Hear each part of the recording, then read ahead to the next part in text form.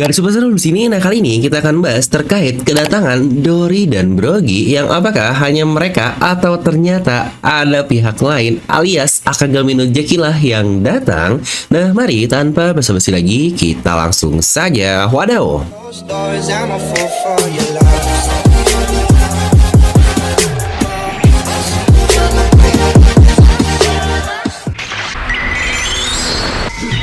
Dimana penutup dari chapter 1106 kemarin yang sejujurnya ini adalah salah satu one hell of chapter nih yang sangat luar biasa sekali dengan kekeosan yang benar-benar terjadi di Pulau Egghead. Itu pun akibat perubahan hierarki dari pasifis Takuma yang sekarang dikontrol penuh oleh Bone secara mutlak. Ya benar, bahkan tidak ada lagi otoritas yang lebih tinggi dibanding Bone untuk bisa mengontrol para pasifisnya tersebut. Dimana Vegapunk penciptanya saja tidak bisa mengoverride perintah dari Bone, ya jangankan Vegapunk lah, bahkan Gorosei saja tidak bisa. Yang sejujurnya ini menjadi satu game changer lagi untuk arc dari Egghead. Dan tidak hanya itu, kita pula mendapatkan kedatangan dari duo Elbaf, Dory, dan Brogy di daerah Northeast yang memang menjadi tujuan dari topi jerami untuk kabur ke daerah sana. Nah tapi pertanyaannya adalah, Dory dan Brogy kan sebelumnya bersama dengan Shanks di dekat Pulau Elbaf. Jadi apakah Shanks juga hadir atau tidak? Nah kita akan bahas semuanya di video ini, jadi pastikan kalian tonton sampai habis agar tidak ada informasi yang miss dan juga setengah-setengah. Dan sebelum itu, buat para players baru, jangan lupa untuk subscribe dan nyalakan bel notifikasinya juga ya.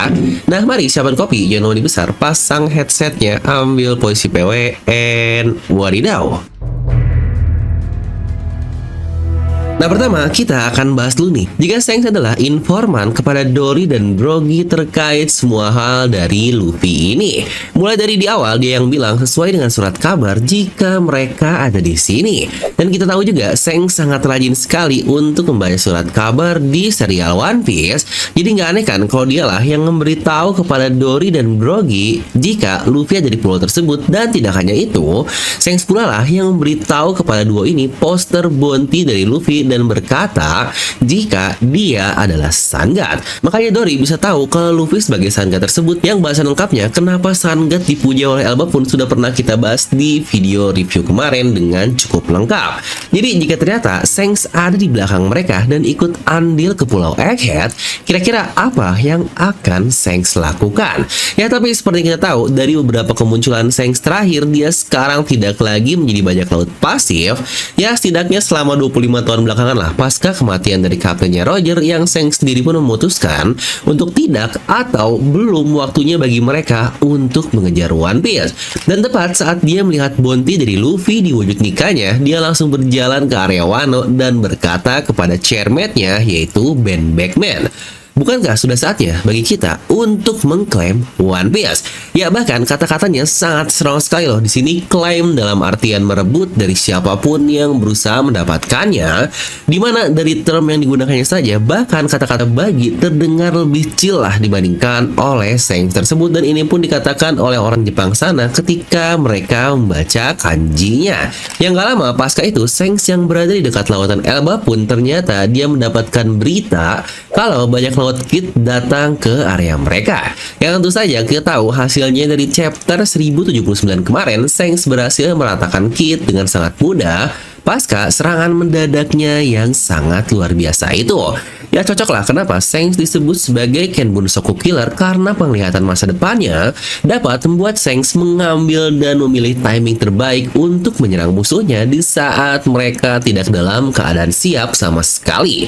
Apalagi kita juga melihat bagaimana Shanks bisa bergerak dengan sangat-sangat cepat juga. Yang tidak hanya itu, pasca penghancuran dari kapal Kid ini pula, Shanks mendapatkan Rod Poneglyph yang dipegang oleh Kid tersebut. Ya benar jika kita asumsikan Kid sudah memegang 2 Rod Poneglyph ya, dari Big Mom dan Kaido. Karena Kid tidak ada di Zou, jadi seharusnya yang memiliki kopian dari Zou ini hanyalah Babang Torao. Tapi yang aneh, kok terlihat ya, Kid kayak megang lebih dari 2 Rod Poneglyph saat dia memberikannya kepada Shanks. Nah setidaknya dari perkataan di chapter 1079 tersebut, Shanks kembali bergerak ya ke suatu tempat dan tidak berdiam lagi di daerah Pulau Elbaf itu.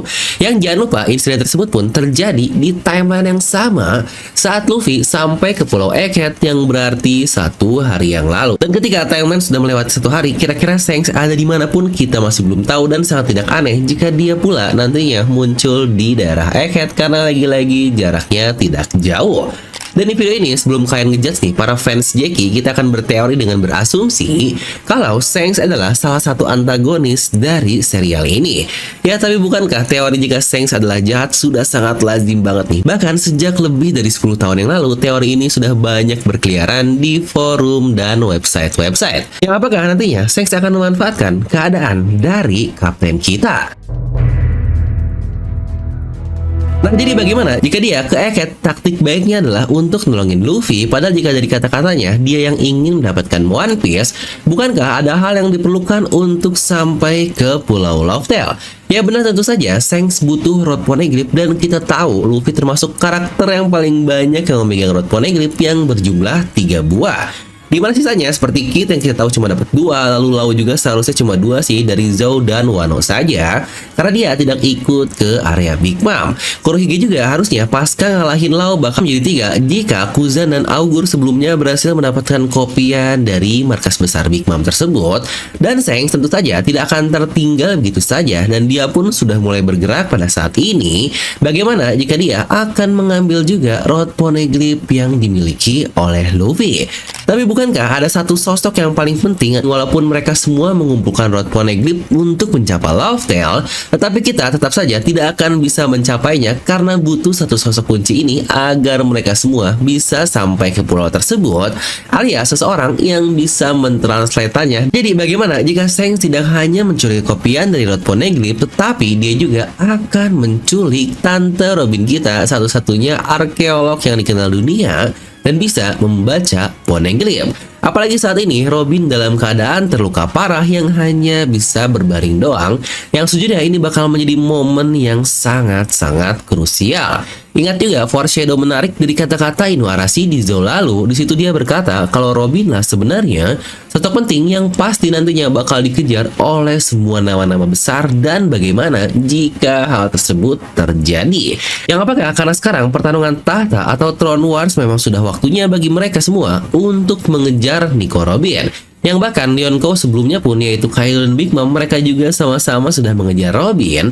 Dan bukankah sekarang juga pastinya Yonkou sisanya akan mengejar hal yang sama? Yang tentu saja jika tidak Shanks, pastinya Kurohige pula akan melakukan hal yang sama. Yang sebenarnya plot ini pula bisa kita hubungkan jika nantinya bajak laut Kurohige yang sebelumnya kita lihat di daerah dekat Egghead, ternyata dia pula mengincar hal yang sama. Dan jika begitu, apakah kedua rival ini malah akan saling bertarung satu sama lain? Shanks versus Kurohige seperti yang sudah diramalkan sejak lama sekali juga jika kedua orang ini akan bertarung dan akan memberikan dampak yang sangat-sangat luar biasa. Ya apalagi jika kita lagi-lagi membawa kata-kata Oda di Jam Festa kemarin tahun 2023. Di situ berkata, apakah orang itu dan orang itu akan bertarung yang dampaknya akan berpengaruh sangat besar kepada dunia, yang bukankah tidak aneh jika nantinya ini adalah pertarungan antara Shanks melawan Kurohige. Yang contoh dampak besarnya pula sudah pernah kita lihat kan dari pertarungan Kurohige sebelumnya, yaitu ketika melawan Portgas DS yang dampaknya sampai seperti apa. Jadi menurut saya, bukankah tepat seperti perkataan Shanks saat mengusir Ryokugyu terkait era baru atau Shinjidai? Shanks pun sekarang sudah memasuki era barunya, yaitu dia pun sudah mulai bergerak untuk mengumpulkan semua Rod Poneglyph dan mencapai Loftel. Ya tentu saja itu pun untuk mengklaim One Piece. Makanya menurut saya plot yang kita bahas di video ini bisa menjadi satu opsi yang sangat menarik jika benar-benar dapat terjadi. Ya walau dari saya sendiri rasanya jika Shanks tidak ada di Egghead pun saya sudah cukup senang, karena seharusnya ini hanya menjadi masalah dari mereka-mereka yang memiliki koneksi saja dengan topi jerami, yaitu Dory, Brogy, dan tentu saja Oimo dan Kasi juga. Tapi bukankah bakal lebih epic juga? Kalau taunya tidak hanya itu, tetapi nantinya Saulo pun akan datang dari ras Elbaf ini. Karena lihat mereka membawa kapal besar yang nggak mungkin kan isinya hanya 4 orang Elbaf saja. Yang apakah nantinya reuni Saulo dan Robin akan terjadi, dan ini bakal menjadi momen yang sangat-sangat wadaw juga. Nah, jadi itu untuk video kali ini. Kira-kira kalau menurut kalian sendiri apa yang bakal Shanks lakukan pasca lewat waktu selama 1 hari? Coba tuliskan pendapat kalian di kolom komentar. Apakah nantinya Shanks yang sebelumnya melawan Kid dan Kurohige yang sebelumnya melawan Law, tahu-tahu mereka akan bertarung juga di tengah lautan? Bukankah jika seperti itu akan menjadi lebih menarik lagi? Dan seperti biasa, semoga kalian terhibur dengan video ini. Like aja kalian suka, dislike aja kalau suka, jangan lupa untuk subscribe dan juga share ke teman kalian. Gue Develo pamit and I'll see you guys next time.